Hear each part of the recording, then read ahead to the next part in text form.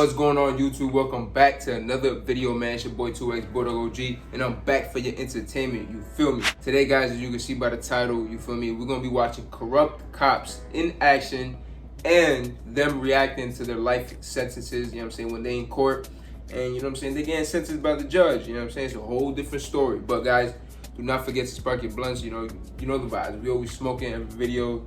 Today we got a little spliff, you know what I'm saying, some Samoan punch, a white grape, rolled in the spliff.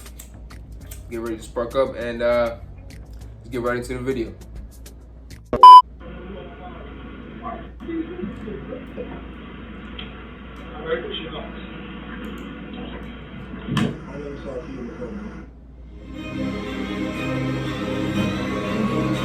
That's crazy, man.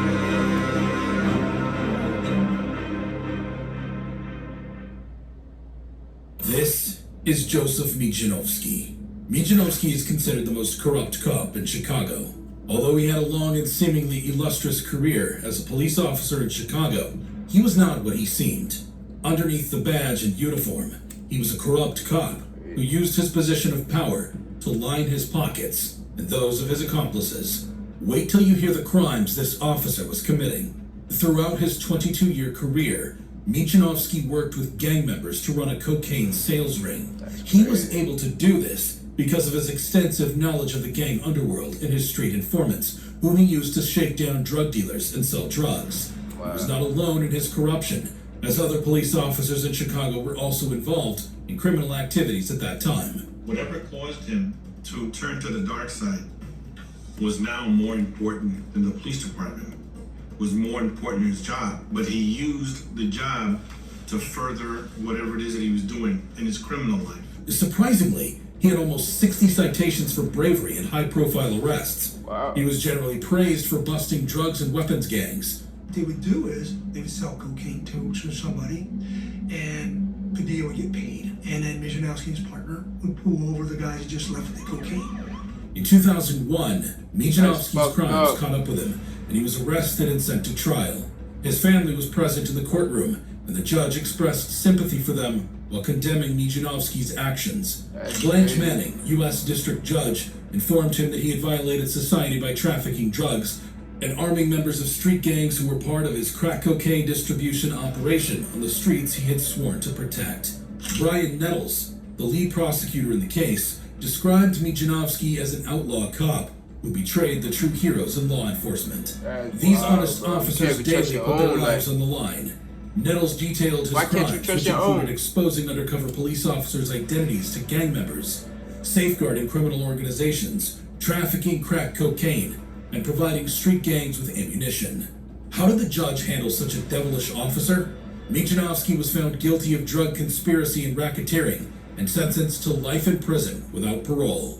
Another rogue officer who got what he deserved for harming the citizens he was supposed to protect was David Carrick. This is David Carrick. Carrick was born to a Royal Artillery soldier and cleaner in Wiltshire, England. His parents divorced when he was still young. Regardless, he still managed to work in the British Army for a short time. In 2001, he became a police officer. Before 2010, he was a member of the Armed Parliamentary and Diplomatic Protection Team. Carrick might have worn a badge, but wait till you hear about what the man under the badge was doing behind closed doors. Oh, man. In 2002, the MET police received many petitions of domestic abuse against him. Still, despite the numerous complaints about his conduct, he was recertified as an armed police officer in 2017. Wow. Because of his cruel nature, his co-workers dubbed him Bastard Dave. Carrick met several women on dating apps like Badoo and Tinder between 2003 and 2020. He gained their trust by using his position as an armed police officer and established abusive relationships with them. He abused his victims with a belt, locked them in small spaces, urinated on them, and sexually assaulted them.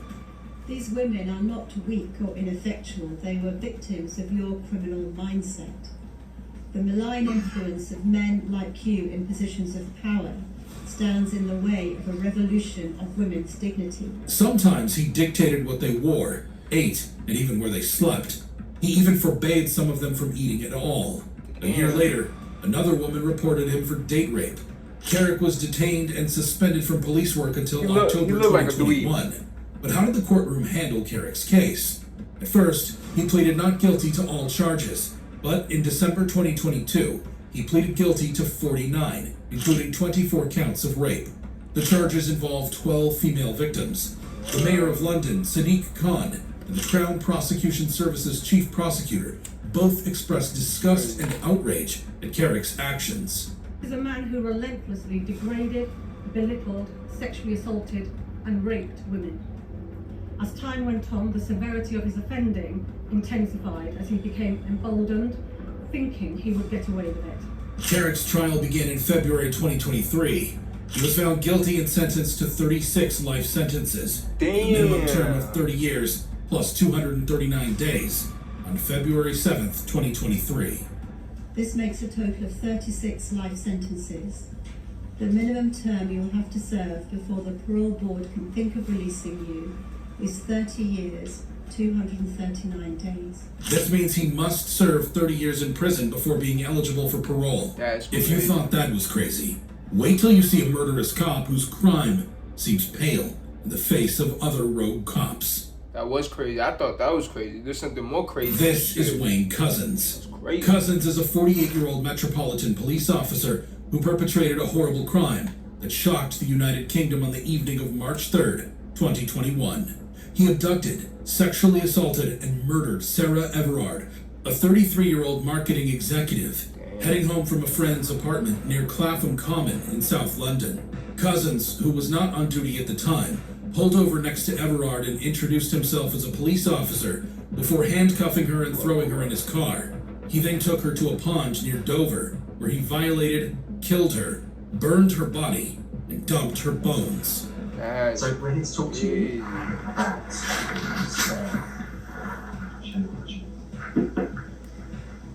do you know Sarah? I don't know.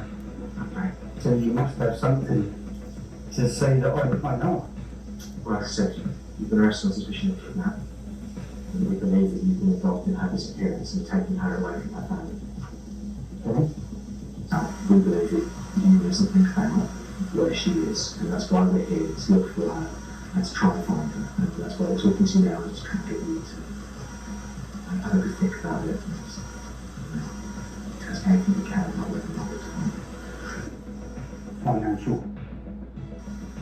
And I've been lent on by, I don't know who they are, they're a group from Cant, whatever, and they told me, well, I need to go and pick up dolls and give them to them. So I said, happily, and it then came through that they're gonna, my family, take them away, and they'll use them instead. But at that point, I had no option to try and find somebody. So I don't, there's just a couple of names.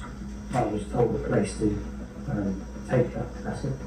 That is all I know. I just parked my car up, and then the van come up behind me, flashed me. Then they jumped out, and then they said, "You've done good."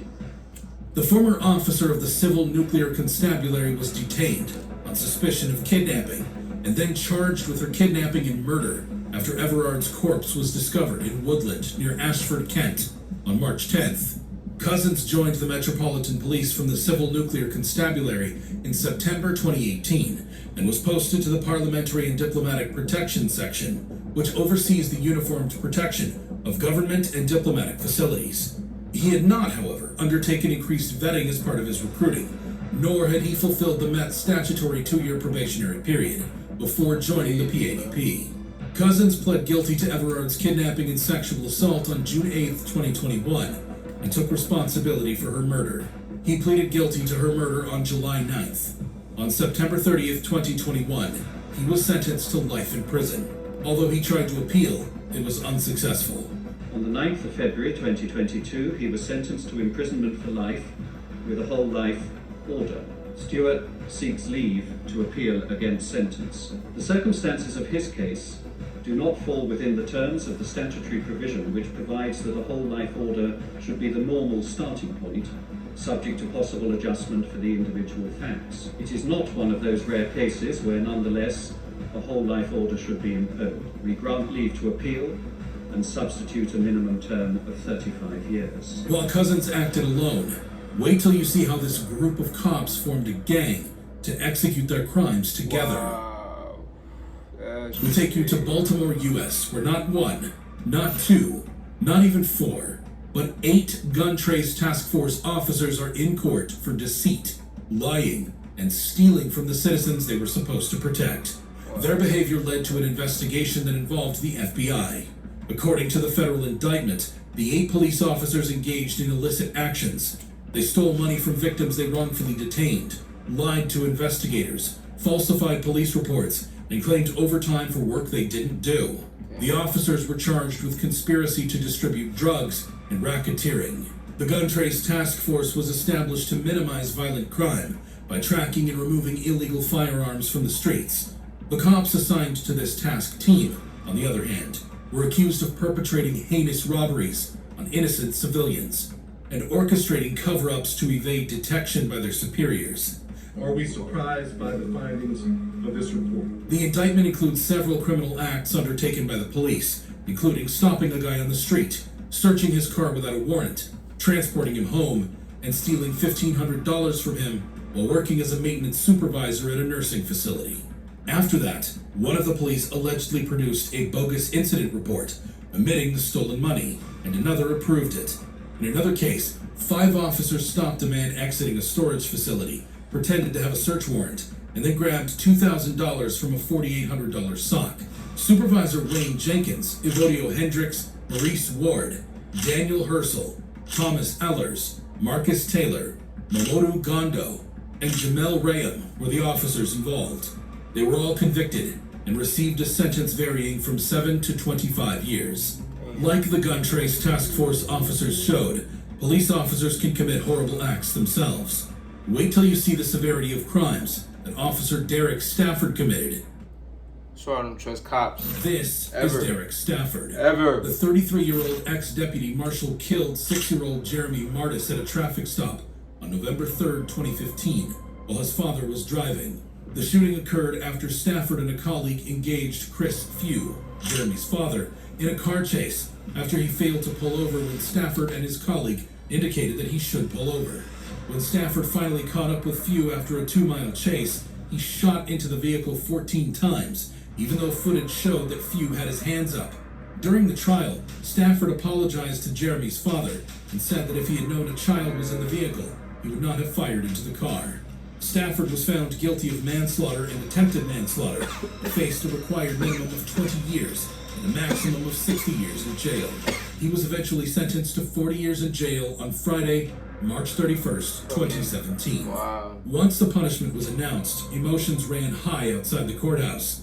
Some believed justice was served, while others believed the penalty was unjust. Yo, fact, Bertha 40 Walker years Andrews, only? Stafford's aunt, came But- out against the verdict, Come on, calling man. it modern-day slavery. She was also enraged by those who prosecuted her nephew, claiming that a black man has no right to kill a white guy. Connie Ganyard, That's a local member of a crazy. group called Justice for Jeremy, believes the case was about facts rather than race. Given the circumstances of the shooting, Ganyard believes the punishment was appropriate. John Sinkfield, the lead prosecutor, believes the judge's judgment was more than just. Meanwhile, Stafford's attorneys, while disappointed with the outcome, remain optimistic and confident that their client will be released one day. While Stafford's case may be said to be an honest mistake, we certainly cannot say the same for Officer Roy Oliver.